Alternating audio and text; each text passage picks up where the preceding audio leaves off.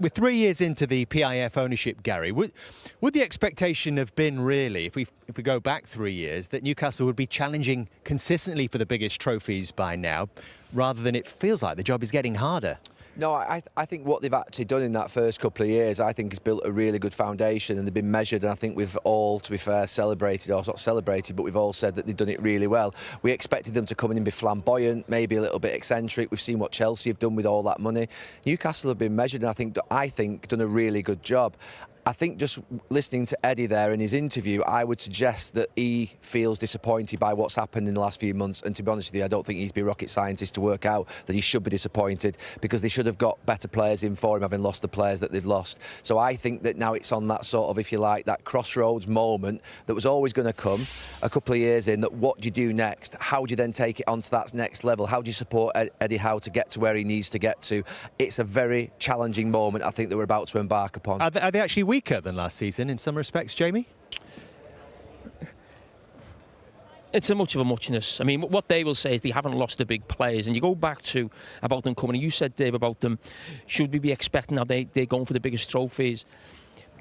I feel for Newcastle, and that it almost feels like this money's come at the wrong time. With the rules now of financial fair play, it doesn't matter how much money you've got, it's what you're bringing into your club. Now, they're trying to build that up maybe through sponsorships, but if we're being totally honest, they may have to sell one of the biggest players for 100 million, 120 million and go again, and they might have to do that for 2 or 3 years before they can bring that revenue in to keep bringing in better players at maybe lesser price, as what they've done with Gamares, with Isak, with Gordon. Now, I wasn't worried about Newcastle. Let's talk about them having all the money and getting trophies.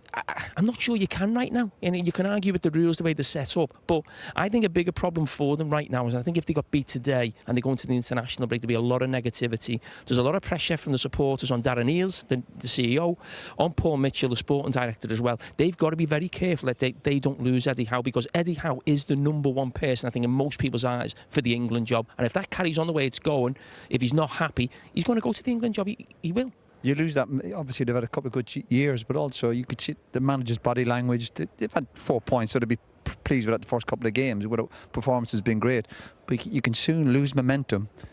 You know, and that enthusiasm for supporters. Obviously, as long as you're getting decent results, that's fine. But as soon as the results go against them, they'll start looking at the board and the people who are making the decisions, and it can turn sour very, very quickly. There's a couple of things here. I think it's the most bizarre transfer window, and I think PSR now is starting to be applied by the Premier League, and that's why we're seeing a lot of clubs, including Manchester United, having to sort of, if you like, navigate around selling players that maybe they wouldn't want to.